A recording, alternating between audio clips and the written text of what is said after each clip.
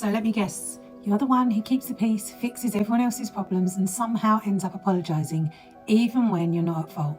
Ever wonder why you feel responsible for everyone else's happiness? Well, spoiler alert, it's not just your personality, it's family trauma. Hi, I'm Angela, and if you've ever felt like it's your job to keep people happy while completely ignoring your own needs, you might have been emotionally programmed to be the family caretaker.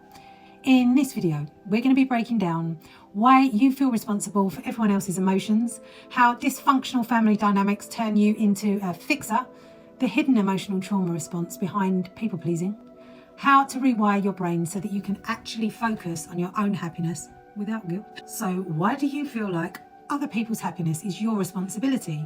Because somewhere along the way, your nervous system learned that keeping others happy equals staying safe.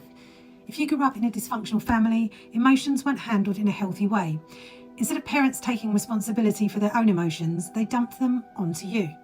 Healthy conflict resolution, you got silent treatment, yelling or even guilt tripping. Emotional support, you got the message that it was your job to manage how everyone else felt. And what happens when a child is forced to manage adult emotions? They become hyper aware of everyone else's moods. They learn to self-sacrifice to avoid conflict, and they mistake people pleasing for love. And this is not a personality trait, this is emotional conditioning. The reason it's so hard to break, your subconscious is still running on old programming. Your brain learned that saying no equaled risking love and approval, and you associate boundaries with guilt. You feel selfish when you focus on yourself. Why? Because as a child, your survival depended on being needed. If you made people happy, you were accepted. If you upset someone, you felt unsafe or unloved. And now, even as an adult, your brain still sees disappointing people as dangerous. But here's the truth. You're not responsible for how other people feel. And the moment you start unlearning this belief, everything starts to change. So how do you stop feeling responsible for everyone else's happiness without feeling like a terrible person? So number one, reframe your belief about emotional responsibility. First, let's set this record straight. You're not responsible for how other people feel. Their emotions are theirs to handle. It's okay if someone is upset. You don't have to fix it. So repeat after me. I can care about someone without carrying their emotions. My feelings matter just as much as theirs. I don't have to set myself on fire to keep others warm. Number two, rewire your subconscious to release guilt. Even when you logically know you shouldn't have to fix everyone, your body still reacts with guilt when you stop. And that's because your subconscious is still running the old childhood script. If they're upset, it must be my fault.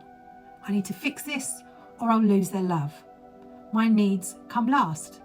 Now, hypnotherapy helps reprogram these beliefs at the subconscious level. So your brain finally understands that you are allowed to put yourself first. Other people's feelings are not your responsibility. And love is not something you have to earn by self-sacrificing. And number three, practice letting people handle their own emotions. Now this part is tough, but it's necessary. So next time someone is upset, try this instead. Resist the urge to fix it. Just sit with the discomfort for a bit.